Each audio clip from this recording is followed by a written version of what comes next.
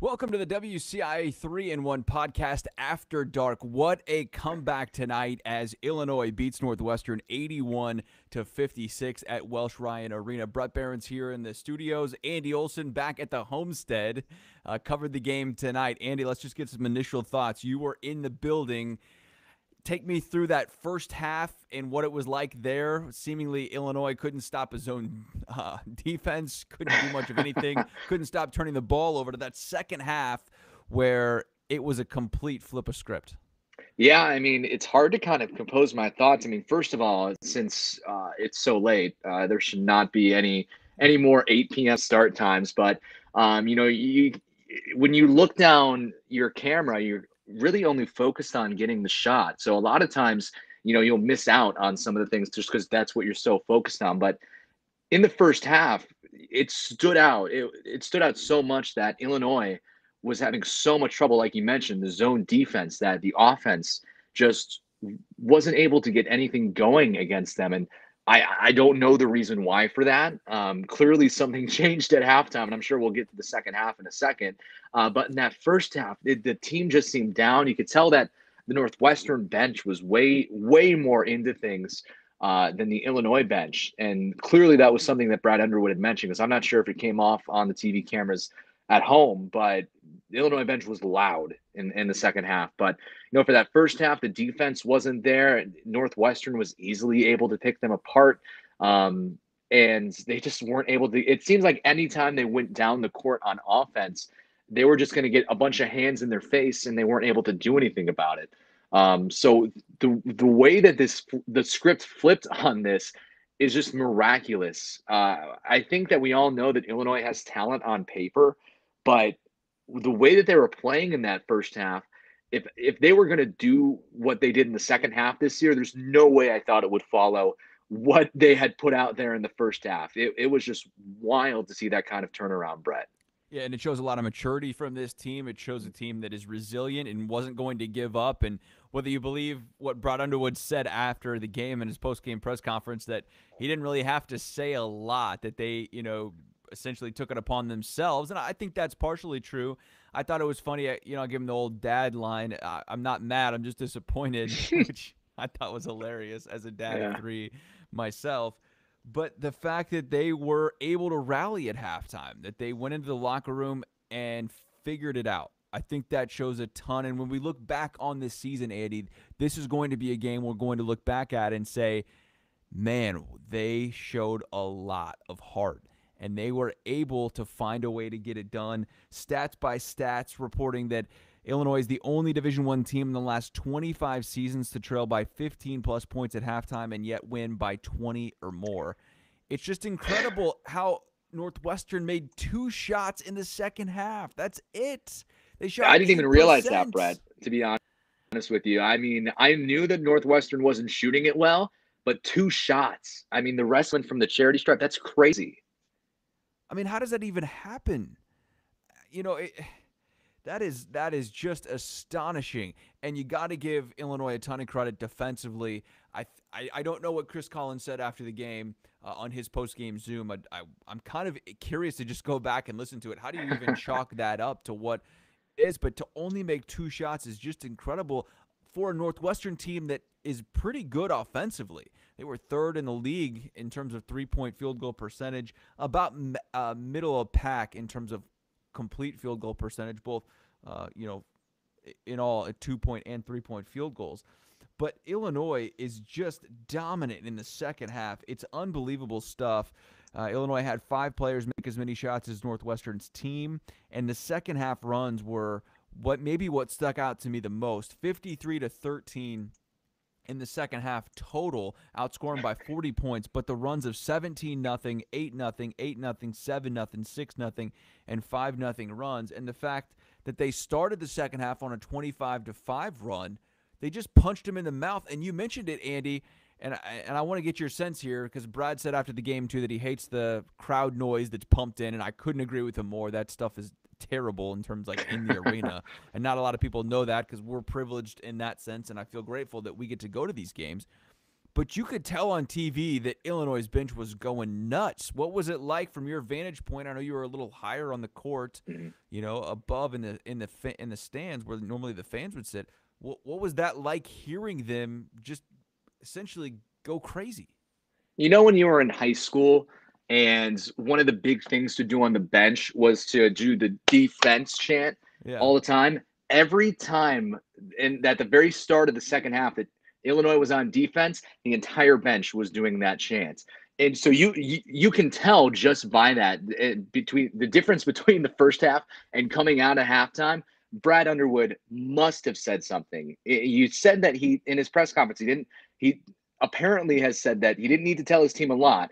Well, that was one of the things that he told his team because it's night and day the difference between the amount of noise that was going on in the first half versus the second half.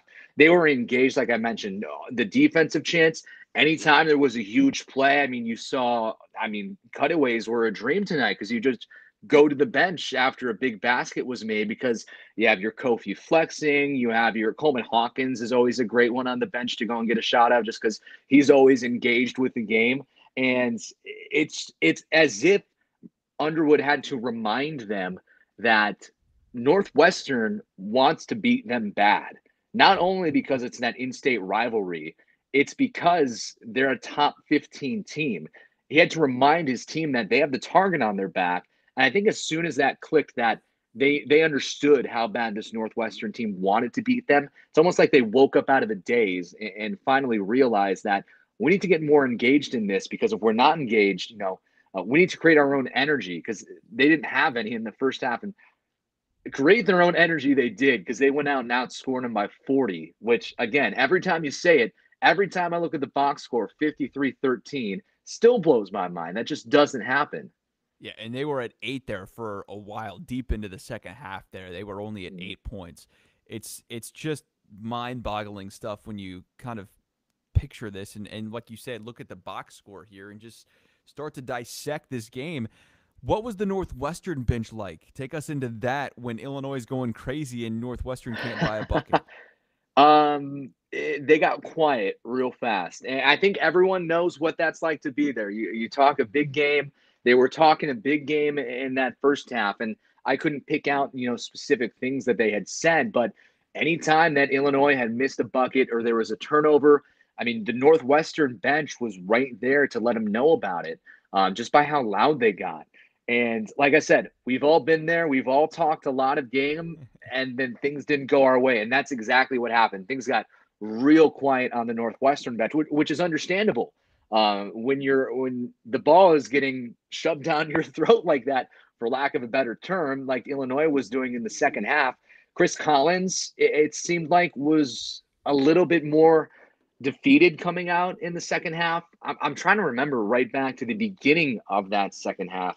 And even just coming out of the locker room, it seemed like Northwestern was a little bit more subdued than they were in the first half, which is strange since, they had that big lead and they should have felt good coming out of the half. And just a comparison, I mean, you talk about that zone defense. One thing that I did pick out was that every time that Illinois brought the ball up the court, Chris Collins is yelling hands. Everyone on the Northwestern bench is yelling hands because you saw it in the first half. Zone Yeah. defense, Northwestern had the hands up. They didn't want anything going inside. Anytime that the ball got to Adam Miller or Trent Frazier on the outside, someone from the bench is yelling shooter because they want their guys to close out on him. They don't want any open shots for those kind of guys. You didn't hear that in the second half. And you have to wonder if it happened after the run that Illinois started going on to begin the half, or if they just came out flatter because they saw that they handled Illinois in the first half and they weren't expecting that. Either way, like I said, night and day difference. I know it's been said time and time before. It's the story of two halves, and I don't want to just say the story of two halves, but it really was the story of two halves. I cannot explain how different just the game was, between those two. I know that place would have been going nuts with a lot of Illini fans. Every game I've covered up there at Welsh Ryan, there's a huge Illinois presence, and you saw that. Did you catch the tweet from Josh Whitman? Or I think the Illinois men's basketball account tweeted it out. He was hugging the team. He was into it. I think you just got the momentum sense of what a win like this can do in a favorable part of the schedule. Illinois needed this win to continue here because things get really, really tough at the end of January and at the start of February. Here's more on Brad saying he's never seen anything like this and what we mentioned before about being disappointed at halftime. I don't know if I've ever seen anything quite like that game. At halftime, I didn't say a lot. I was more disappointed in the way that we chose to perform, and we chose to perform poorly, very sloppy, and with very very little energy. I think that is where this program has gotten to, in that these guys were mad at half. They were upset at themselves. They were really disappointed. And to come out in the second half, hold the team to 8% and 2 field goals, I've not been a part of that. Yeah, I don't know if I've ever seen that. Brad's been around a lot longer than I have, me and you combined in that sense. But, when you look at the box score, Kofi goes for 18 points, 12 rebounds, another double-double for him. He's just a machine in Big Ten play and non-conference play. Ayo Dosunmu, 15 points. He puts up 5 rebounds as well, 6 assists for him. Turnovers the issue in that first half, like you mentioned, Andy. I can't hear you right now, Bret. Okay. Well, we're going to keep going here, Andy, and I'm going to hope that you can get back with us.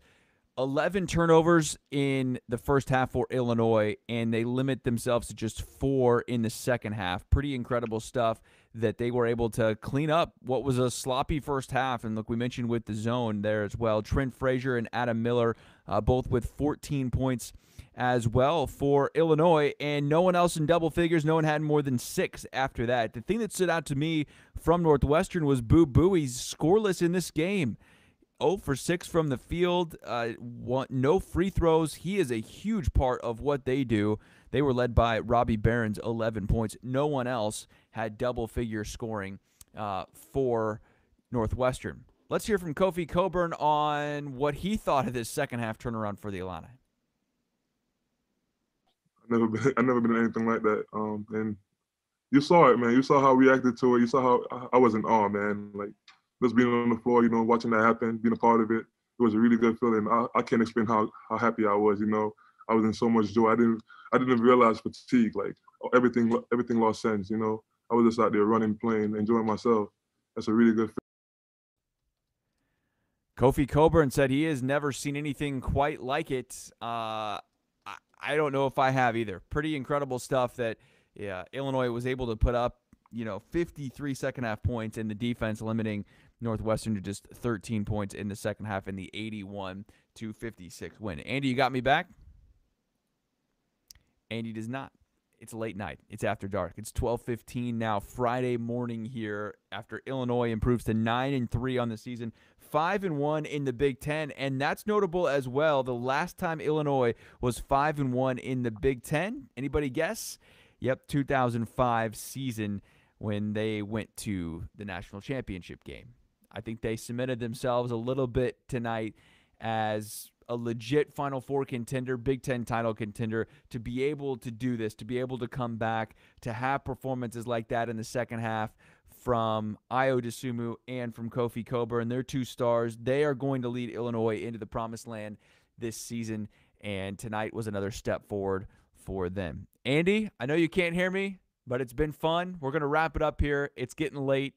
You got a drive back tomorrow, and we got more coverage tomorrow as well here on WCIA. We will hear from new Illinois defensive coordinator Ryan Walters tomorrow, the first time that we will get a chance to talk with him as Illinois' defensive coordinator. He is making the move from Missouri to Illinois, so we will talk with him at noon tomorrow. Marley Weirder will report on him and what kind of defense he wants to bring to Illinois, but all hoops tonight in a big win for the Illini, 81-56. For Andy, I'm Bret. This has been the WCIA 3-in-1.